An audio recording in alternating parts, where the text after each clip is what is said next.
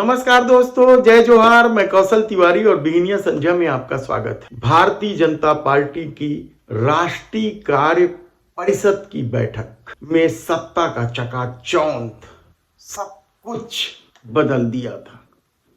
कुछ भी नहीं दिखाई दे रहा था सिवाय देश के प्रधानमंत्री नरेंद्र मोदी के। 370 जीतना है, हर हाल में जीतना है और सिर्फ देश के प्रधानमंत्री नरेंद्र मोदी के चेहरे पर। इसलिए बैठक में एक लाइन में कहा कि कोई कुछ नहीं है, कोई नेता मायने नहीं रखता, सिर्फ मोदी के चेहरे पे और कमल के निशान पर ही चुनाव लड़े जाएंगे। इस दौर में सब कुछ अपने में समेट लेने में माहिर देश के प्रधानमंत्री नरेंद्र मोदी कि इस शैली ने भारतीय जनता पार्टी और आरएसएस में एक नए तरह की बेचैनी पैदा कर दी है।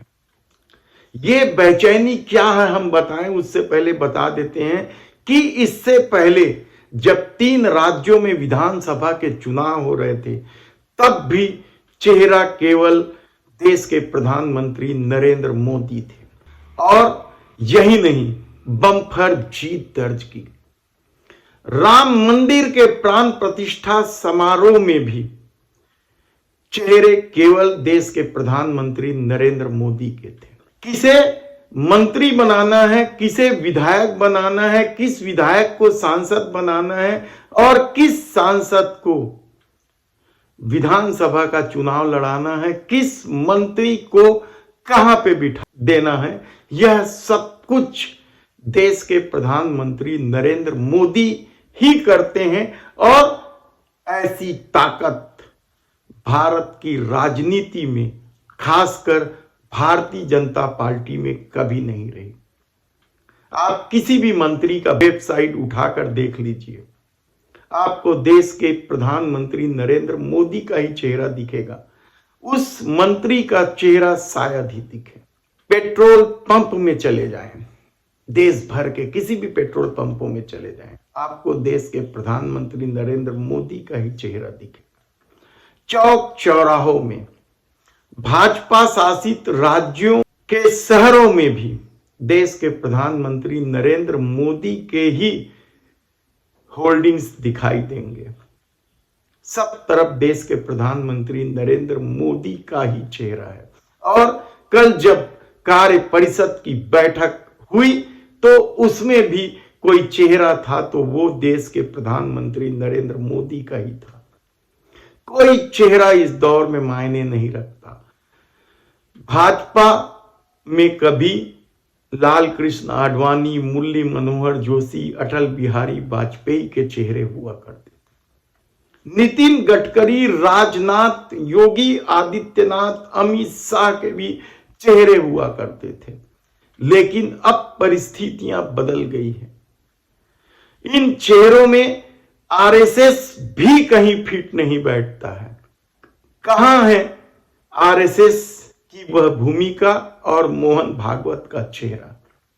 कुछ भी मायने नहीं रखता। तब सवाल यह है कि क्या इस बार लोकसभा के चुनाव में जो टिकट बांटे जाएंगे उसमें अच्छे अच्छे दिग्गजों की टिकट कट जाएगी? क्या नितिन गडकरी की भी टिकट काट दी जाएगी?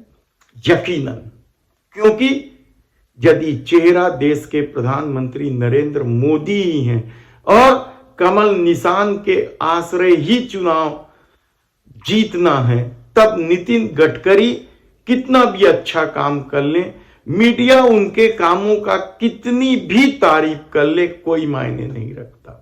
उत्तर प्रदेश में भी राजनाथ या योगी आदित्यनाथ कहां मायने रखते हैं?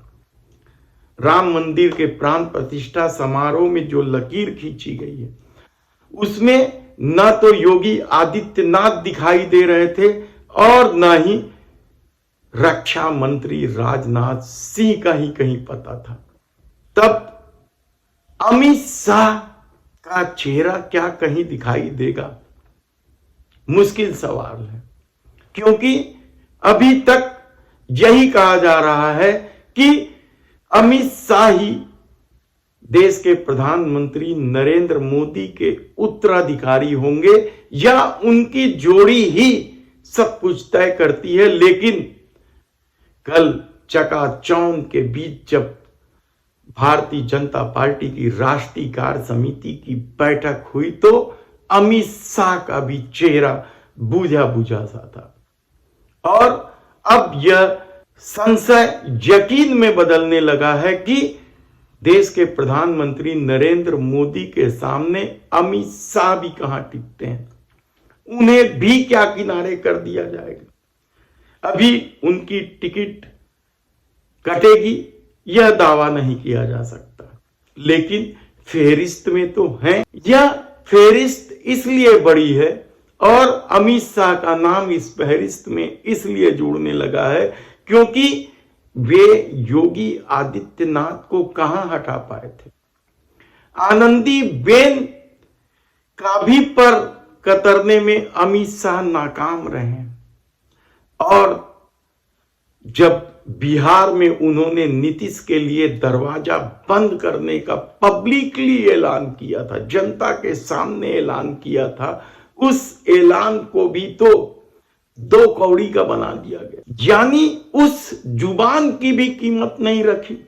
तब क्या अमित शाह की टिकट काटी जा सकती? फिलहाल तो ऐसा संभव नहीं दिखता, लेकिन नितिन गडकरी, राजनाथ सहित कई धुरंधरों की टिकट कट जाएगी। कई मंत्रियों को कह दिया गया है कि आप लोकसभा का चुनाव लड़े, यानी सब कुछ देश के प्रधानमंत्री नरेंद्र मोदी को तय करना है। तब पार्टी में किसकी क्या हैसियत है, आरएसएस की क्या हैसियत रह गई है, यह सबसे बड़ा सवाल है। हालांकि आरएसएस अपने विचारधारा से बंधा हुआ है और उनके विचारधारा के नजदीक यदि सबसे ज्यादा भारतीय जनता पार्टी है तो फिर वे मोदी के निर्णय से कैसे परे जा सकते हैं। और शायद इस दौर में यही वजह है कि सब कुछ यानी आरएसएस में भी किसे नियुक्ति देनी है, किसे किसान संघ का अध्यक्ष बनाना है, किसे स्वदेशी जागरण मंच का अध्यक्ष बनाना है, कौन आदिवासी कल्याण परिषद का अध्यक्ष होगा, कौन विश्व हिंदू परिषद का प्रभारी होगा, सब कुछ देश के प्रधानमंत्री नरेंद्र मोदी न केवल करते चले गए बल्कि अपनी पकड़ भी मजबूत कर लिए। तब मोहन भागवत यदि नाराज भी हो जाएं या आरएसएस की हैसियत सिर्फ भारतीय जनता पार्टी की एक कार्यकर्ता की तरह हो जाए तो फिर इसके मायने क्या है? क्या 370 को लेकर भारतीय जनता पार्टी या देश के प्रधानमंत्री ने जो कदम बढ़ा लिया है उसमें भारतीय जनता पार्टी के किसी भी दिग्गज नेताओं का आप नाम ले लें, उनका कोई मतलब नहीं है, उनकी कोई हैसियत नहीं है। तब सवाल यह है कि क्या इस चकाचौंध में जो एक चेहरा नरेंद्र मोदी का दिखाई दे रहा है उसके आश्रय ही 370 जीती जा सकती? क्या महंगाई कोई मायने नहीं रखेगा? क्या बेरोजगारी भी इस दौर में कोई मायने नहीं रखेगा? क्या 70 साल में जो सार्वजनिक क्षेत्र की कंपनियां बनाई गई है उसे एक एक करके अपने मित्रों को सौंपा जा रहा है, वह भी कोई मायने नहीं रखेगा? या फिर इन 10 सालों में जो 150 लाख करोड़ रुपए का कर्ज लिया गया है, कहां है इस कर्ज का पैसा?